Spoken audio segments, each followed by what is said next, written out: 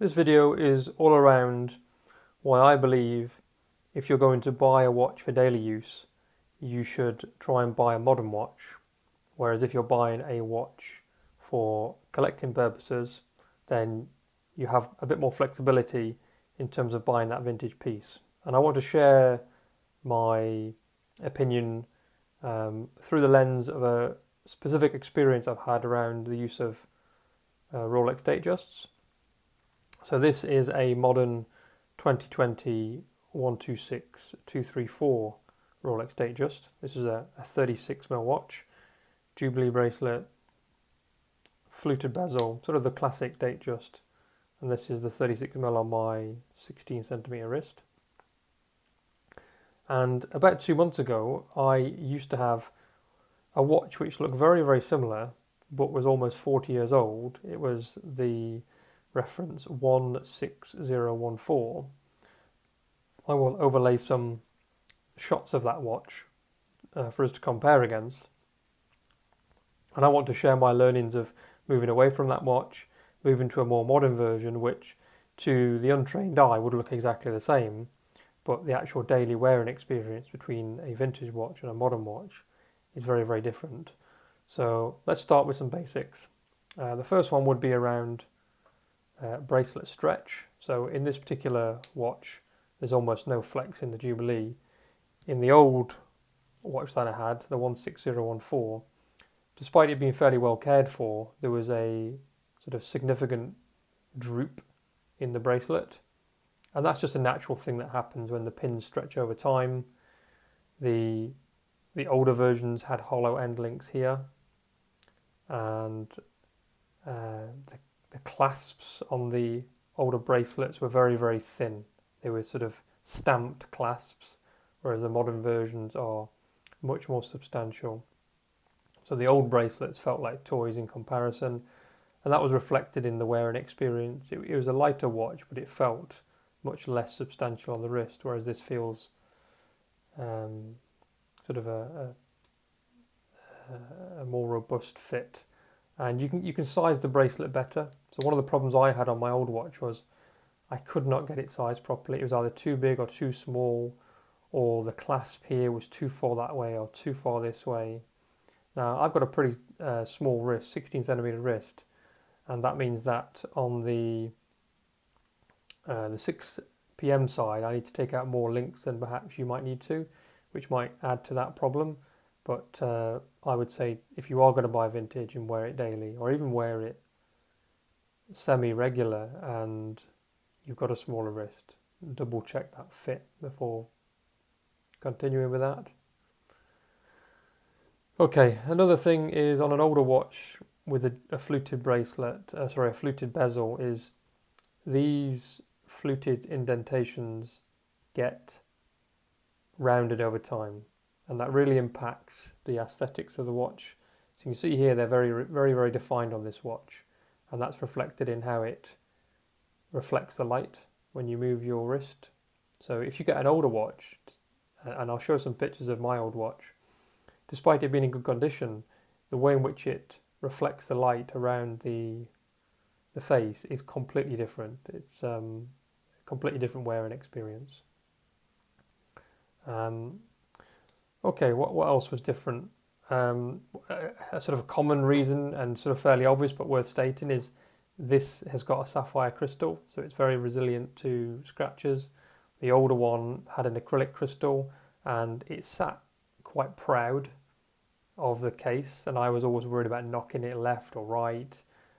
Despite the fact you can polish out marks of the old acrylic crystals, it was definitely sort of added to that experience of feeling like a more fragile watch, which you couldn't just forget about on your wrist. Whereas this modern reference, kind of you even though it's worth a bit more perhaps, it sort of fades away in your mind. To give you an idea of cost, this is about £7,000 now, whereas the older watch I paid about 4,400 for it.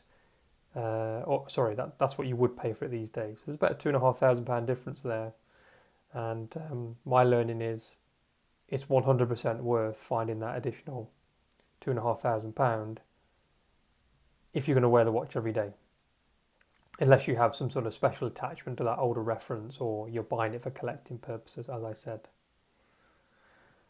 Another big one is the power reserve.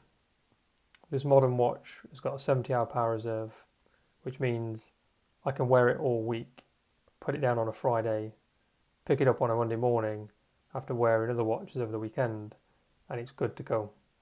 Whereas the old watch, the 16014, on paper, still had a fairly decent power reserve. I think it was like 42 or 48 hours. In reality, even though it had just been serviced by Rolex, the power reserve was at best 24 hours.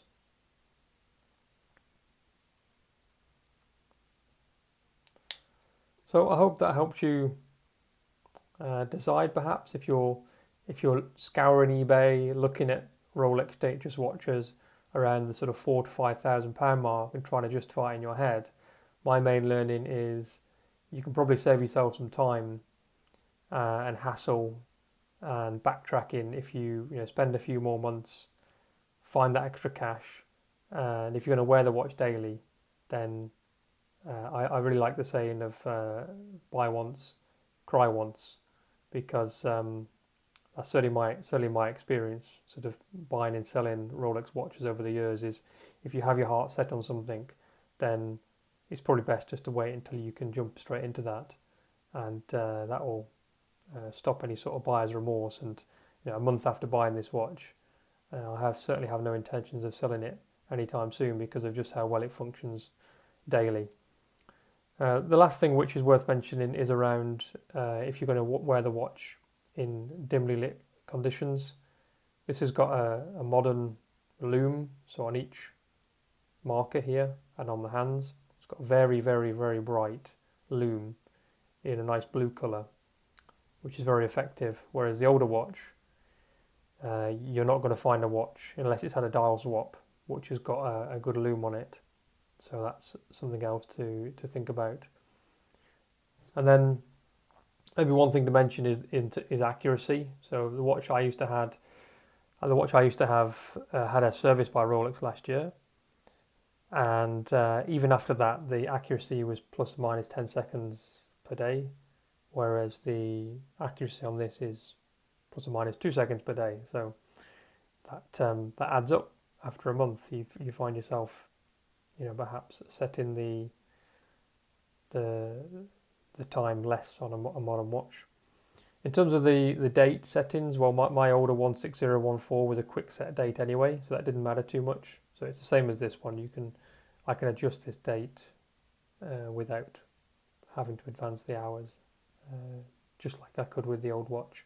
But that's one thing to watch out for. If you go too old with Datejust, you might get a watch which doesn't have quick set date, and that's a real pain because then you have to advance the hours, sort of 24 hours to go through the date. And if you're wearing the watch infrequently, that can certainly kill the experience of owning it.